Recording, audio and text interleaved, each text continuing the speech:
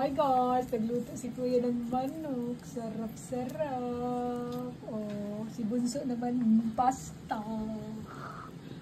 Kakain lang si Mama. Thank you, thank you. Kain na. Anong tawag sa luto na to, Kuya, ng manok? Perfect chicken. Perfect chicken? Yee! Sarap. Uy, mayroon pang pasos. Oh. Ayan naman ang luto ni Bunso. Pasta with white sauce. Hindi ko alam anong tawag eh. Cacio e pepe. Cacio pepa? Cacio e pepe.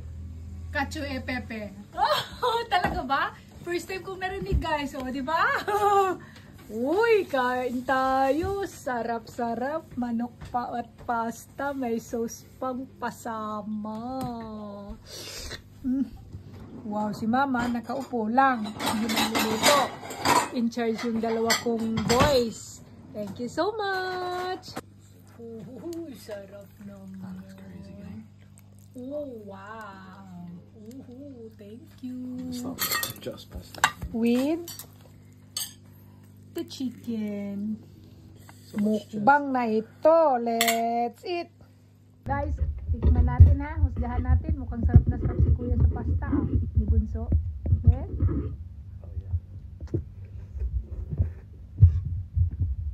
Oh, wow. Naririnig nyo yun? May mga humihigop.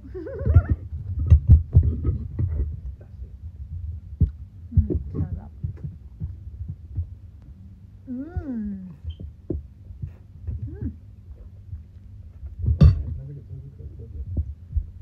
Tignan yung garlic guys.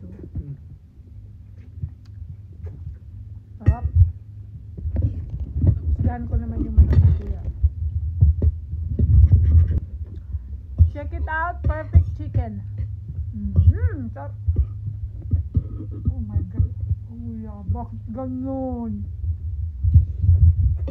Teach me how to do. Grabe guys. Ang sarap nung manok.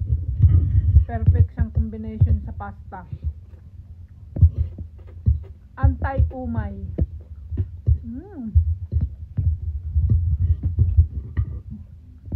Oh, wow. Napaka-juicy ng manok. Naluma ako guys. Walang sinabi yung mga niluluto ko. Grabe. Bakit? Sarap to, no?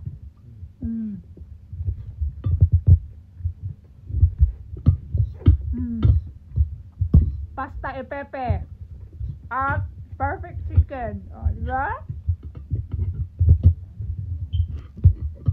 Use e pepe in a sentence. Wag! E pepe, nanti ka niyan.